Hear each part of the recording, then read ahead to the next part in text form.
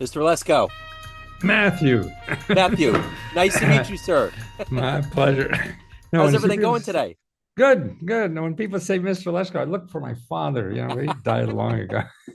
Well, I'm a Joe, so when I hear Joseph, I'm like, oh my God, what did I do wrong? It's like your mother. Yeah, it's like I didn't do anything. I'm just sitting here. So where are you? That's a great graphic behind you. Oh, thank you, man. Yeah, I'm a visual artist, so it's kind of my rendering of the United States of America. Oh, that's wonderful. Thank Oh, you. so you did that. Yeah. That's my therapy. I love painting. Wow, that's terrific. Thank Are you. you hanging in galleries or what? I do shows here. Yep. I'm Yeah, I'm regular on the circuit here. I'm in Kansas City, so there's galleries and venues that I get yeah. involved with. And I'm kind of a guy, I have this thing where I put artwork out for people. I just kind Yeah, of have gotten to that point in my life where I want to give things away and I right. make it an adventure. So people either keep it or they travel with it and I turn it I into an see. adventure. So it's fun. So Uh-huh. I do a combination Uh, of both, but it's a lot of right. fun. So artists, a big community there. I have an artist friend, uh, Mattingly is his name.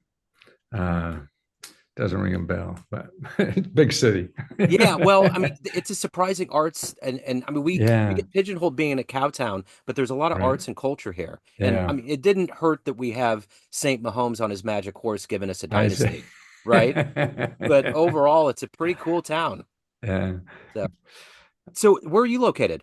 Washington, D.C. Okay, that's what I figured. I figured that you were Yeah. there. Well, I got to tell you, one of the most indelible parts of my childhood was seeing about two or three commercials, and you were one of them. And I always loved it. You would fly in there, and I always felt good when I was done. I was like, I'm going to go get some money. I'm going to find where these rocks are. And it's like the Shawshank Redemption. Just go down to the end of that wall, and you're going to find Right. it. Oh, that's So, cute. Thank you.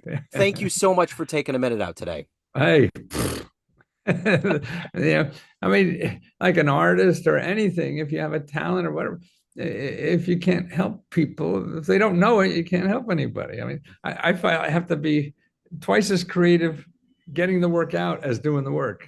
Absolutely, for sure. Well, Yeah. you've been awfully creative and poignant at what you've done, and I'm curious. Before we get into that, I want to Uh-huh. know one of the biggest moments that we've lived through recently has been this pandemic.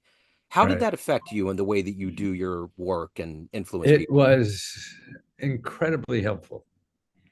Yeah, uh, because my mission was trying to educate people about government programs, and most people think government is the IRS, the post office, and the DMV. yeah, You mean they give money too? So it was hard. That was a big hurdle to get over to convince me. Yes, the government does do these kinds of things. So when the government, the COVID was just sending out checks to everybody. yeah. See, that just educated a lot of people. Hey, fuck, man, there's something there. Yeah. So if I put you in front of a bunch of grade school kids right now, third graders at Mhm. career day, and one of the kids didn't quite know exactly who you are or what you do, and they were like, "Hey, what do you do for a living?" How do you Uh-huh. break that down for them? Well, uh, for an adult, I guess an author is easy for them to understand. But I'm really a teacher, I feel, teaching people about how to use the government and how it could be helpful for doing things in life. Um, and so I was a college professor, but in computer science. Yeah. But the education part, that's what taught me. You can't educate anybody if you can't keep them awake. Yeah, very true. First, keep them awake. Yes. So, what did you want to be in the third grade? When you were a kid, what was your dream to grow up and become? Jesus, I remember this is the 50s. Yeah. So, uh, my dad was a entrepreneur, immigrant. His parents were, both my grandparents were immigrants, and they were starting small businesses up in Pennsylvania. It was a garment industry. We had a little garment. Nobody went to college. Um, but it raised me well. So I always thought maybe there, and I sort of like clothes, Yeah. and I thought, well, maybe kind of thing would be, the thing like downtown, like a little men's clothing store was sort of, probably something in. The other option was working in the factory, which I hated. You made me there eighth grade working in the factory. Oh God, that was like going to the dentist every day. Uh, and so that was it. But then when I see the world, then I hated retail because, oh shit, you had to be somewhere 9 to 5. Yeah. Retail sounded dreadful. Yeah. So, what were some of the foundational elements that have grown into this passion that you've had, that you've influenced so many people with? What was the first moment where you were like, there's money out there and I'm going to help people find it? Well, because I was my computer. Are we doing this? This is the good stuff. Yeah. Yeah. Yeah. Yeah. Yeah. Okay. I want to make sure the good stuff isn't left on the cutting room floor or Yeah. whatever. Totally. Uh, well, it was I got an MBA, went to the military 3 years, 2 months, 9 days. It was Vietnam, and I joined the Navy because I didn't want to sleep in the jungle. And then when I got out of there, then I wanted to get an MBA, even though I was a terrible student my whole life. But I had GI money, and they let me get an MBA school. And tell you the truth, I barely got through college, but graduate school is really easy. I don't know why. Maybe I was just older and ready to study or something. Got an MBA in computer science and management information systems, and I really wanted to get corporate executives realize about information. The computer was doing information, but the computer was only inside the business information. We only did, like, back in the 70s, the first computers were like payroll and stuff like that. Yeah. But that's when also happened was the oil embargo. Yeah. And that was the first time businesses could see some little country in the middle of nowhere, they didn't even know what the hell it was, brought everybody to their knees. I said, what companies had to worry about is what's going on outside their business, not inside their business. And I developed something through my MBA program called the External Management Information System. I was going around corporation. I got to monitor the external environment of your company. Nobody knew what the fuck I was talking about. Didn't care. And then I said, oh, I do research. What do you want to know? And the people want to know that were really the merger and acquisition people, the corporate planning, people really looking for the future of the company. But that was mostly markets and competitors. So I would do research on that and get them information. I was finding, boy, I could find information any company in the world, any market in the world, right here in Washington, D.C. I just run over to some office, and there's some bureaucrats sitting there studying pasta. I remember working on a project for Procter and Gamble. Wanted to get in the pasta business. So they get a market study about. I go down and talk to this guy who spends the last 20 years studying the pasta business in Washington. Yeah, he's on the government payroll doing that. So I would talk to him, get all this information, the studies, and they spent hundreds of thousands of dollars doing these studies. And so I take all this stuff, take their name off, put my name on them, thank the government, and sell it for thousands of dollars to these people. Wow. And I saw that these millionaires will be becoming billionaires on stuff they found I found for them in the government. I said, geez, why don't people in Kansas City know about this? Yeah. Or Wilkes-Barre, where I grew up, nobody knew about it. And then plus the money, I was helping them get money for the programs to start businesses, grow business, train people. Holy shit, yeah. And rich people are boring to work for. All Yeah. they care about is money. There's no soul. There's no art in anything they do. Yeah. Or a few, I'm sure there's some, but and so God, I got to get the average person to realize, what I learned, and that motivated me, and it still does. I still have Wilkes-Barre, Pennsylvania in my head when I talk about these things.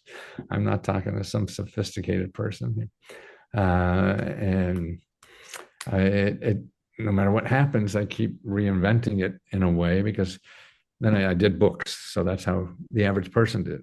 But I sold millions and millions of books, but nobody really did anything with the books. They were sort of like diet books. Yeah. Here's a diet book on how to lose weight. Nobody loses weight. But now, and then it took me about, God, maybe as much as 7, 10 years to figure out how to get this information to people now, and with the tools. And I always thought the computer was great as soon as CompuServe was around, if you're old enough to remember. Yep. Uh, and but I didn't know how people pay for it and everything, because nobody wanted to buy a reference book anymore. You had Google. Yep. But now it's a community, and this Yep. is working better than anything, and the best thing I've ever done, because people really get help. And when I first started this, I was just looking a way to make a living and live out the rest of my life with something I thought was important to do, like you as an artist or whatever, because this is my art. Um, and and it's just growing way beyond I thought, and it's so profitable. And we only paid $20. What I should charge 20,000 for Fortune 500 companies, I do it for $20. It's Yeah. even better now. And it's scalable now, and it doesn't require me, because other members help members. Hey, I got this, and they show, and I feel that they're even better to get help from someone new to the game than me. I've been saying this 50 years. It's you got to, I watch a pig fly to excite me about this stuff. But somebody who just found, look what I got. Oh, I didn't know this. Yeah. So they could relate to each other a lot better than me. I'm just sort of there to bring him into the tent. So how did you get to be so prolific with being on TV and getting it out? Because everybody that I would ever know, because I grew up in the 80s, that I would mention Yeah, the question mark guy, they all know who yeah, you are. How yeah. did that become such a streamline for you? Uh, because number one, I was a teacher and realized if I can't keep somebody awake, I can't teach them anything. Yeah. Number two, when I started my business, I was doing like ads that were for businesses. And I was doing ads, like putting 1-inch ads in the Wall Street Journal. Those little tombstone ads. It's all I could afford. I couldn't afford it. I said, geez, I'm getting nothing. I would get people writing in crayon on their napkin and asking for it. It just was trouble. And I said, now if I could get the Wall Street Journal to write me up, Hmm. yeah, now that is, uh, and so that's how I started. Even my business to business was really getting free publicity instead of advertising, paying for advertising. Then when I started doing books, this is back in the big talk show era. And I said, well, that's the way you advertised here, is get on talk shows. That's why I'd go to Kansas City and do 4 or 5 interviews. Yeah. But why was I popular in Kansas City? Because the only thing I talked about, I mean, I just saw it as, I don't care what you think of me. I'm here to educate you. And I realized quickly that media, electronic media at that time, and I'm sure it still is, I don't care what you say, it's how you say it. I used to worry so much. Oh, let's go on page 75. You said this and this is wrong. Nobody reads this shit. Nobody cares. Yeah. And I used to do a book a year. I'd write a book for a year, then I'd spend a month figuring out what I was going to say. So it was a commercial. If I got an interview, that was a pre-packaged ad. I figured out, okay, what's the best thing for me to say for a minute?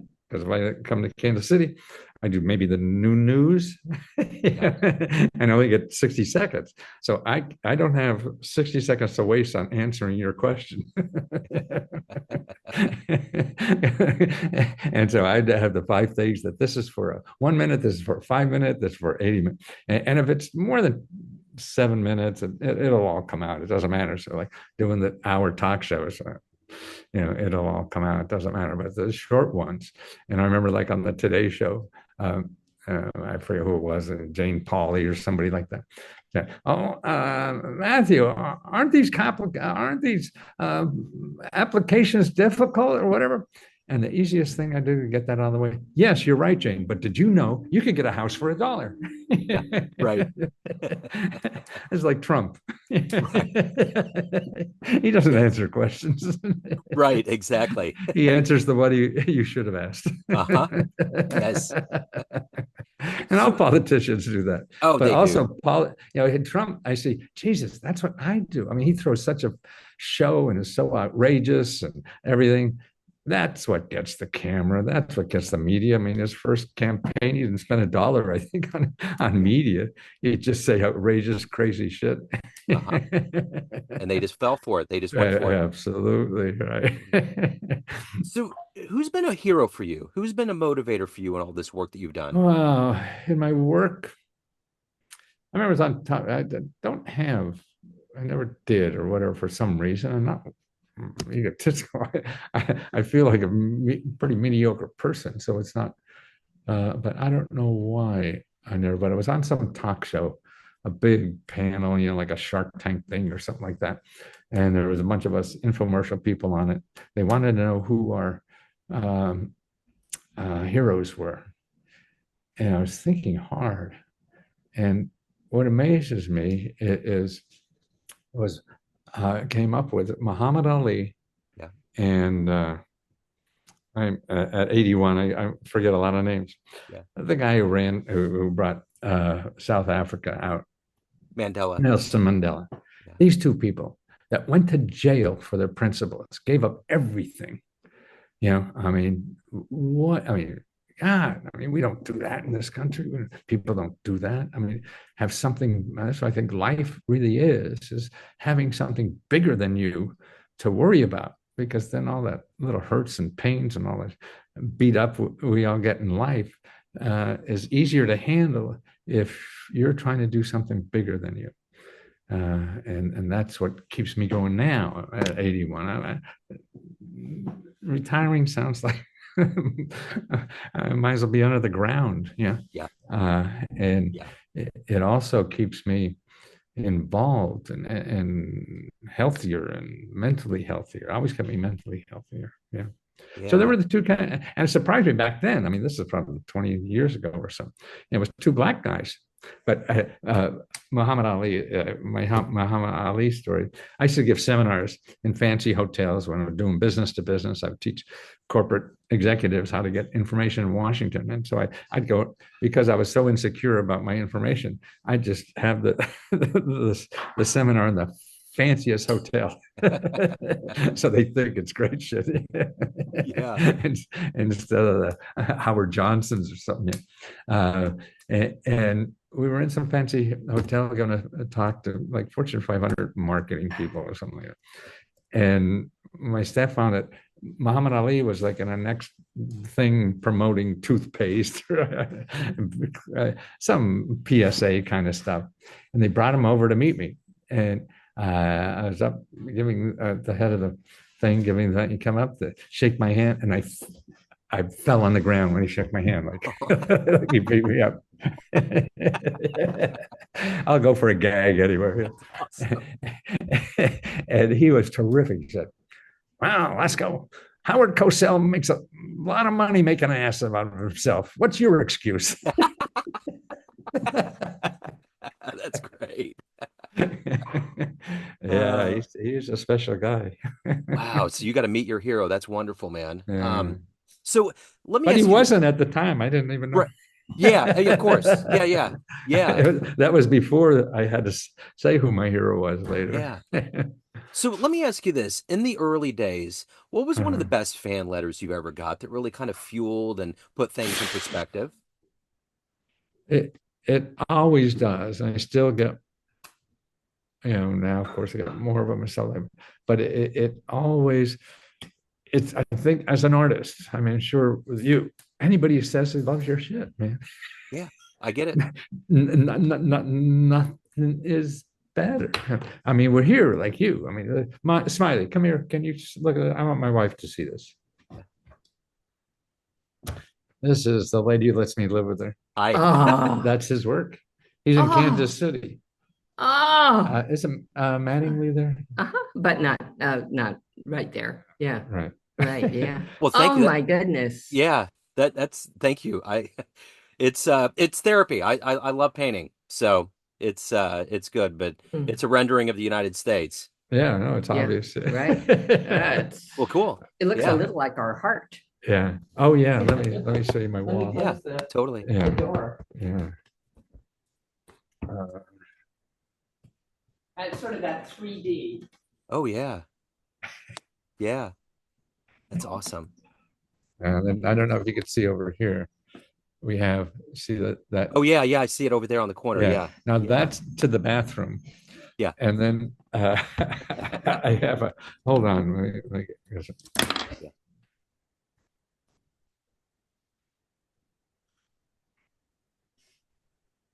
Uh, trying to get this hooked up. Uh, So my son Miles is on the autism spectrum. He's 19 and he loves clothes and colors. uh, Dude, if he saw your shirt, he would totally lose his mind. He would be really? all over the place. Yeah. That's a wonderful shirt. See, that thing is on the way to the bathroom. Yeah, that's awesome. That's so And what I cool. want to do is hook it up to the flusher. So Yeah, when you flush it, that's awesome. give me your address. I'll send them one. Yeah. Or yeah. And I'd love to send you some stickers and some Oh, art. that'd be Yeah. wonderful. Yeah, Yeah, totally. great. We can swap Yeah, that at the end. right. Good. Um, so I'm curious, you've been at this for a long time and your influence is always so powerful. What has been the motivator for you every day to wake up to do this work, to be you? Uh, I guess insecurity and greed. And maybe that's getting to love. Uh, I don't know. You're growing up, you're a lot younger than me, but growing up in the 50s and 60s, men didn't say love. I don't even remember it in the Yeah. house. Yeah, nobody said that. And growing up, my mind was always, if I said I loved you, I gotta had to marry you. Right. And recently, as I get older, and this just happened a few years ago, we moved out of our house where we raised the kids, and we're downtown DC in a small apartment. And uh, but somehow I feel okay. I can't, I ran 5, 6 miles a day for 50 years or more, and had to stop that because I was falling on my face. And it wasn't the muscles and bones are okay, but it's just the brain's not working well enough to to think that fast, and or my feet don't go up fast enough. So I can't do that. I can't get faster. I can't get stronger. I can't get smarter, but I could love harder. Yeah. See, as you get older, that's one thing you could do harder. Yeah, everything else you can't. It's going to get worse. Well said. That's genius for Yeah, and sure. so that's what it is, and that's why everything in my work. I mean, I talk about it in my work for the first time. I said, "We're here to love our members." You know, I don't care how you do it. I don't tell people what to do. I mean, I have a general idea of helping people. I'm not going to develop a cookie cutter for everyone to help this way because love is so. It's like you're going to make love to somebody with a spreadsheet, you know. Right. That comes from your heart, Yeah. uh, and that's why I feel that your heart is smarter than your brain, and particularly in this country we're in, it's how smart you are, and some expert knows the right answer, and all that kind of stuff. And so we put the brain aside. I mean, the brain is important, make sure you're not going off a cliff, but it's not really like initially. I used to be only question marks. I think there's some on this, but Yeah. I Yeah. had question mark suits when you saw me all the time. Yeah. And then I got, oh, that was because back then when information was out, boy, the first time you could get the answer to anything Hmm. and probably a million answers. So my thing is, no, you have to ask the right question. Yeah. It's easy to get answers. Yeah, the right question. Now I'm above that because even if you get the right answer, your heart has to be in it to make it happen. Because if your heart's not in it, you know, then the more I think about it, that's because everything you do in life is going to be a pain in the ass. Right. No escaping that. Yep. We think some expert's going to give us the 1, 2, 3 recipe for success, but if you follow it and do it, you're still going to fail like shit and pain in the ass and all that kind of stuff. So if your heart's not in it, you're going to stop and find something that's not a pain in the ass, and you'll keep doing that until you're under the ground. Yeah, for sure. So of all of these things that you've done and accomplished in your life, what are you ultimately the proudest of?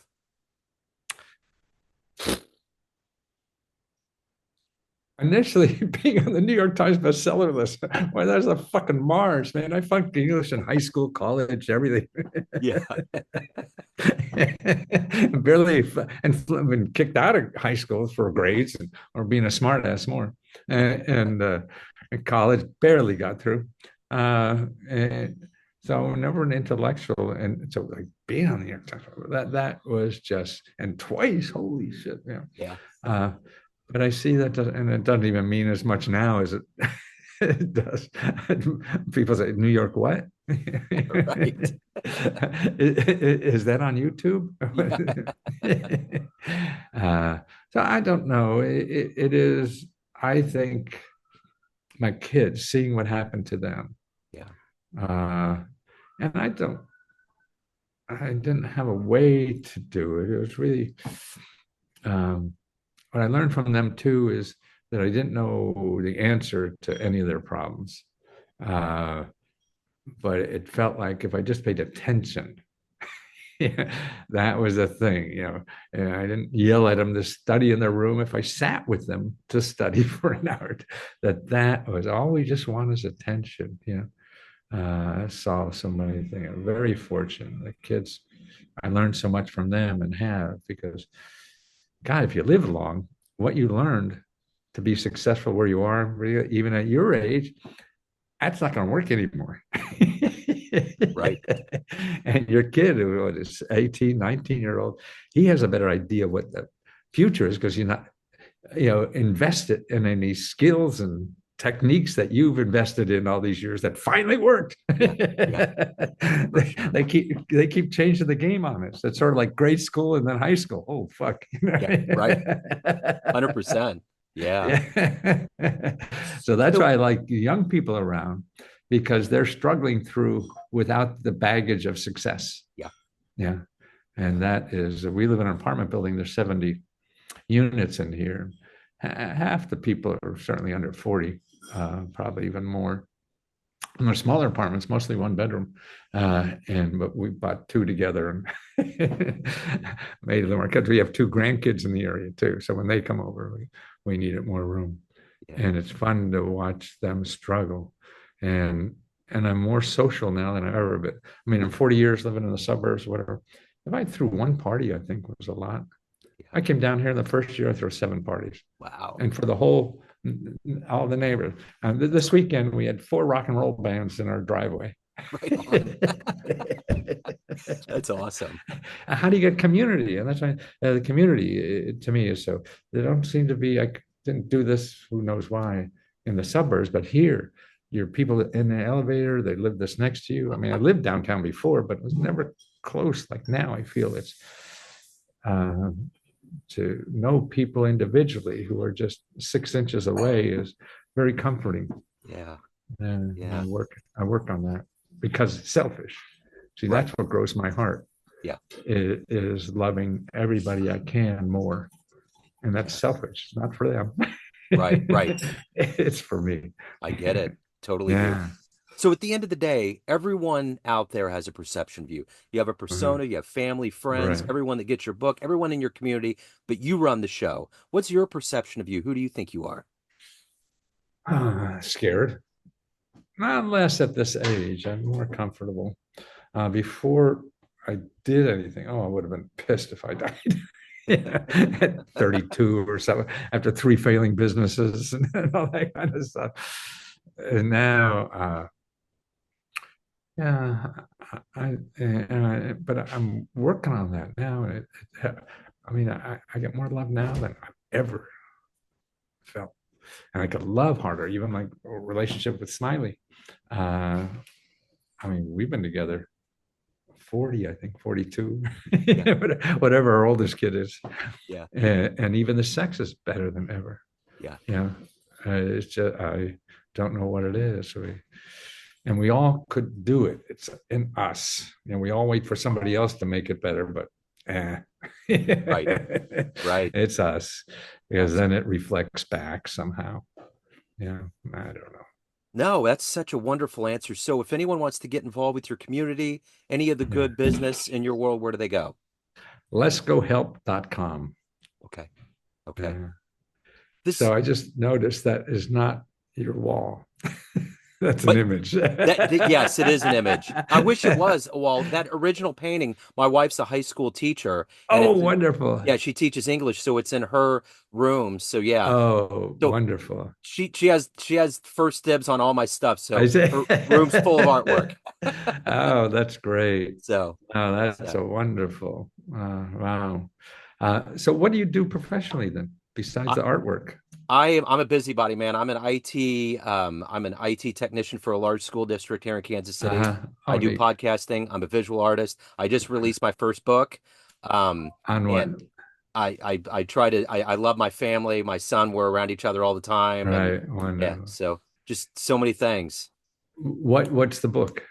It's a poetry book. Oh, wow. Yeah, it just came out. It's called The American Enigma Is You, and it just got released like a week ago, and I'm over the moon, man. It's been like three Wow. decades. I've dreamed of it, Wow. and it's just like, holy shit, here we are. It's Yeah. great. I mean, poetry, I feel it. Boy, that's what songwriters are, aren't they? Uh-huh. Yeah, Yeah. It's the yeah. same train trying to dig into those words. And so, and to me, it's important because I do headlines. My Right. life is headlines, Yeah. especially with social media. And that's what I used to think I did. I've written like 100 books, and only 10 made money though. Right. And I could say I could do a book on anything. I can't think of the title. Right. And then I could, oh, well, God, that you're a busy guy. Is your Well, son the only child? well, and I have a stepdaughter, and she Uh-huh. just moved out. So yeah, I stay busy. The one thing I didn't mention, which you remind me of so much, I have a jazz radio show, and I interview Oh, musicians, and I'm in the jazz world all the time covering oh, it. love And that. Kansas City is big. man, I'm telling you, and the scene's great here, and Yeah. they're the coolest cats in the world, man. Oh, They like absolutely. so much of what you riffed on is exactly Yeah. what comes from their soul. They are the most Yeah. grounded, humble humans. Yeah. They're beautiful people. Right. No, I've always, since the 50s, Yeah. been attracted to it. And I was thinking, who was it? Oh, I was thinking a lyricist, jazz piano player, lyricist. God, my attorney Bernie. What the hell is his name anyway? Yeah, I love him too. Yeah. I'm even trying to get more music, and I see even non-jazz. We have in town the best thing we have, and I think it's still open. Shit, I can't remember I, and I'm that. trying to think too, because I've been to DC and I've been Uh, around and I know there's good yeah, venues and there's a lot yeah, of cats that have come out of DC and love right, the area. yeah, So, yeah, but that music, man, that'll keep you young. It's like I remember the yeah. morning that Kurt Vonnegut died, Mm. there was a little NPR snippet that came on and it said his whole life he was an atheist, but if he believed in God, it was because there was music on planet Earth.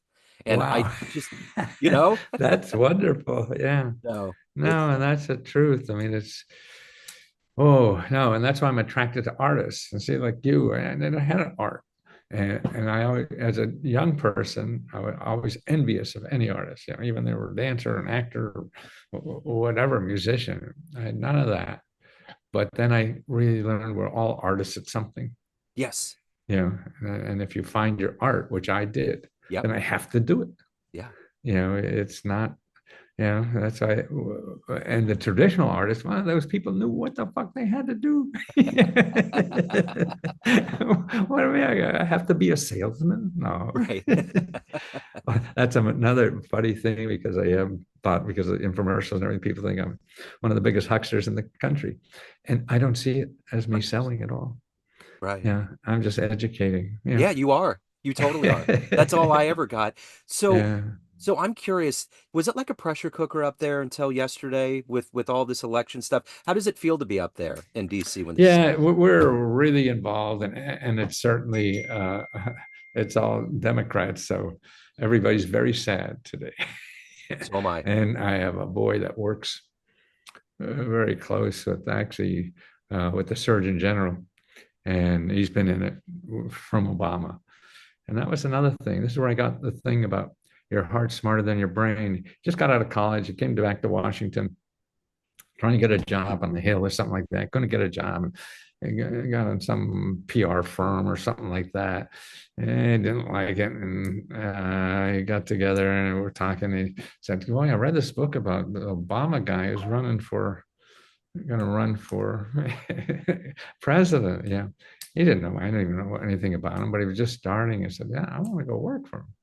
And he was getting advice, and the advice he was getting was, well, he's got a good job with a good pension. And, he's 22 or 23 or something. I said, fuck, if you still feel bad every time you're waking up on Monday, like it's going to school, your heart's smarter than your brain. I said, get the fuck out of here and just go figure it out. Yeah. Totally true. But see, that's why loved ones protect you. So to me, they're dangerous. They don't want you to get hurt. Right. Yeah. Right. So you're going to fail. Yes. So the way to get rid of it. Yes, I know. Right. Don't try to argue that you're not, because you are. Yeah. That's where the wisdom kicks in, being around for a little while, for sure. So, but man, you look, you just, it's so nice to meet you, man. You're just, the vibrancy and light just spills out of you, man. Thank you so much. I can't wait to get up every morning. I love it. And it just, it exudes from you. I have 80 things I'd love to do. And the nicest thing is I don't have to worry about a rent. Right. That's a good thing. But I would imagine you saying being around young people, that has to keep you vital and keep everything flowing, huh? Absolutely. Yeah. That's why your kids do it one time if you don't. But now I'm in a community with all these 30, 40-year-olds trying to figure out how to get through life. So am I. Yeah. Because nothing I learned and they admire me maybe for, that shit doesn't work anymore. Yeah. And that's a bigger handicap. Yeah. Because unlearning it, you really have to get beat up a lot before you unlearn it. Yeah. That's very You'll true. find an excuse. Oh, he's just an asshole, doesn't understand. Yeah. That is so true, man. Yeah, it's so hard. Well, before this time runs out on here, I just want to make sure I thank you profoundly. Thank you for your time. This has been just so illuminating, man, and keep changing the world. You're doing wonderful work. So thank you. I'm about to cry. You say that because I know it's coming from your heart. And I love crying. I used to hate it as a teenager in the 50s. Right. But now I love it because I know something important is happening. How else do you know? You get so much fucking media. Noise and shit. Right. And how much noise. Boy, if you're crying, then that means something important. So anytime you're around, let me know. I love it. Yeah, absolutely. Matthew, thank you, sir. You bet. Take care. See you.